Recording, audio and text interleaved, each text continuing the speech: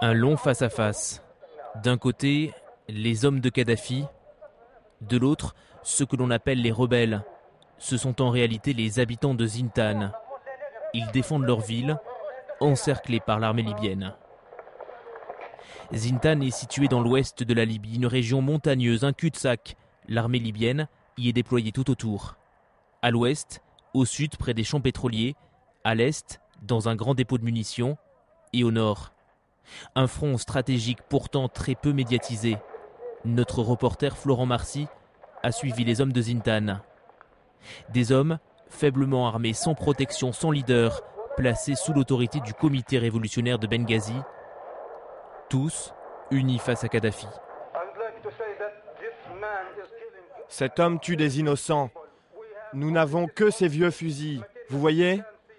Et la plupart de ces gens n'ont rien du tout. Ils tirent des obus avec leurs chars sur nos maisons et nos enfants. Ils tirent sur tout.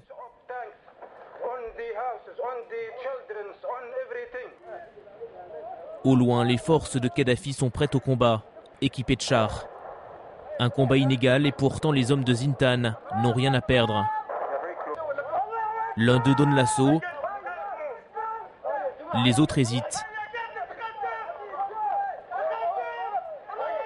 Finalement, eux aussi avancent dans une grande confusion et sous une pluie de tirs ennemis.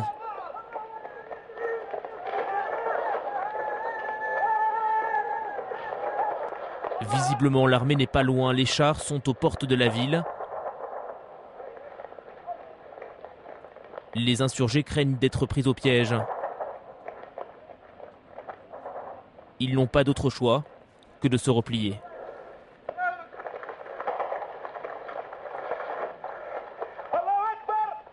Finalement, l'assaut n'aura pas lieu. La nuit tombe sur Zintan, les hommes sont rentrés à la base. Ils déchargent leurs munitions. C'est ici qu'ils stockent leurs armes. Leur matériel provient en grande partie des pertes de l'armée loyaliste, des prises de guerre précieuses pour ces hommes. Les forces de Kadhafi ont attaqué la ville de Zintan. Ils voulaient rentrer dans la ville pour la détruire. Quand les tanks sont arrivés ici, nos forces leur ont tendu une embuscade. Nous avons capturé 3 tanks. Pour arriver à tenir leur position, les hommes de Zintan comptent sur le harcèlement pour faire plier les forces de Kadhafi.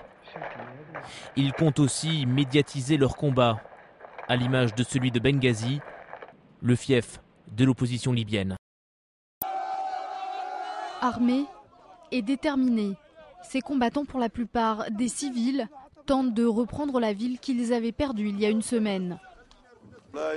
Nous voulons repousser les troupes de Kadhafi en dehors d'Ajdabiya parce qu'ils tuent des civils là-bas.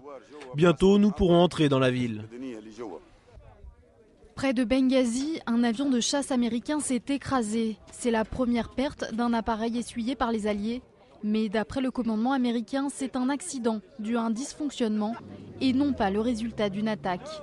Dans la nuit de lundi, la coalition a intensifié ses frappes sur Tripoli. Une fois encore, l'un des postes de commandement du colonel Kadhafi a été visé. L'armée libyenne n'a pas tardé à riposter. La coalition internationale cherche à détruire les lignes de ravitaillement militaire, mais les proches de Kadhafi dénoncent des attaques meurtrières. De nombreux civils ont été tués la nuit dernière. Nous attendons toujours les chiffres officiels parce que de nombreuses cibles étaient des civils et des lieux semi-militaires, comme des ports utilisés par les pêcheurs, les employés civils et aussi l'armée. Sur ce port, détruit par les frappes aériennes, sous les débris encore fumants, on peut trouver des véhicules militaires, mais aussi des missiles. Et d'après les employés sur place, personne n'a été touché lors des attaques la nuit dernière.